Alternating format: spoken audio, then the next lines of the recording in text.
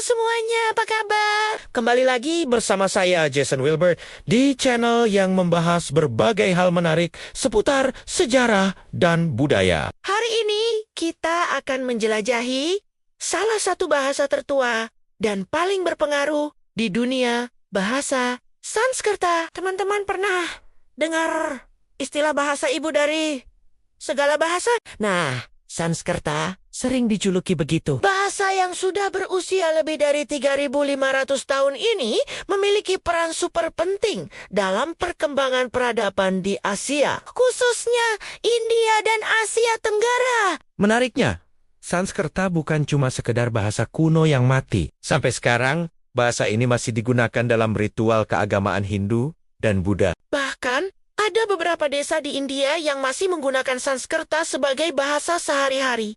Keren banget kan? Kalian tahu nggak? Banyak kata dalam bahasa Indonesia ternyata berasal dari Sanskerta. Contohnya seperti guru, karya, warta, raja, dan masih banyak lagi. Ini menunjukkan betapa kuatnya pengaruh bahasa ini di Nusantara sejak ribuan tahun lalu. Sanskerta juga dikenal sebagai bahasa yang sangat sistematis dan matematis. Tata bahasanya yang kompleks tapi terstruktur membuat para ahli linguistik modern terkagum. Bahkan ada yang bilang, struktur Sanskerta sangat cocok untuk pemrograman komputer karena kejelasan dan konsistensinya. Nah, yang bikin makin menarik, Sanskerta punya sistem penulisan yang unik bernama Devanagari. Tulisan ini bukan cuma indah secara visual, tapi juga punya filosofi mendalam. Setiap hurufnya dirancang untuk mewakili bunyi yang tepat sesuai dengan cara pengucapannya. Bicara soal warisan budaya,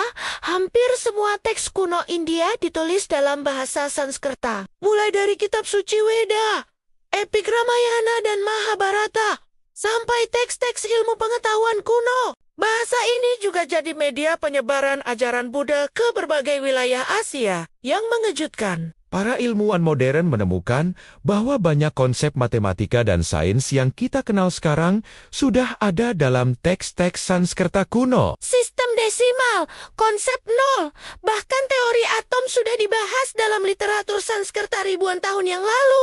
Pengaruh Sanskerta nggak berhenti di situ aja. Bahasa ini juga memberikan kontribusi besar pada perkembangan sastra dunia. Banyak karya sastra dalam bahasa Sanskerta yang kemudian diterjemahkan ke berbagai bahasa dan menginspirasi penulis di seluruh dunia. Di Indonesia sendiri, jejak Sanskerta masih bisa kita temukan di berbagai prasasti dan candi kuno. Borobudur dan Prambanan misalnya punya banyak relief yang menceritakan kisah-kisah dari teks Sanskerta. Ini membuktikan bahwa nenek moyang kita sudah mahir menggunakan bahasa ini. Meskipun sekarang jarang digunakan dalam percakapan sehari-hari, Sanskerta tetap hidup dalam bentuk yang berbeda. yoga, Ayurveda, dan berbagai praktik spiritual modern masih menggunakan istilah Sanskerta. Bahkan dalam dunia akademis, studi Sanskerta tetap relevan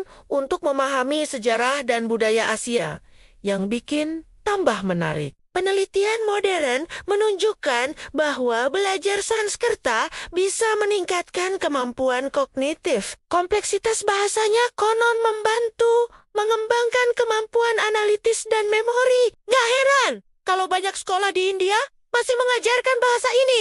Sanskerta juga punya hubungan erat dengan bahasa-bahasa Indo-Eropa lainnya. Banyak kata dalam bahasa Inggris, Jerman, atau Rusia yang ternyata punya akar kata yang sama dengan Sanskerta. Ini menunjukkan betapa luasnya pengaruh bahasa ini dalam sejarah peradaban manusia. Nah, dari semua fakta menarik ini, kita bisa lihat betapa pentingnya Sanskerta dalam membentuk peradaban dan budaya yang kita kenal sekarang. Bahasa ini bukan cuma peninggalan sejarah, tapi juga cerminan kecerdasan dan kreativitas nenek moyang kita.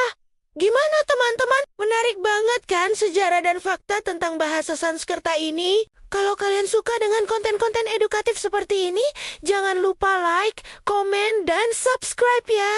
Aktifkan juga lonceng notifikasinya, biar nggak ketinggalan video-video menarik lainnya. Sampai ketemu di video berikutnya. Saya Jason Wilbert, terima kasih sudah menonton. Tetap semangat, belajar, dan jangan lupa berbagi ilmu ke orang lain. Dadah!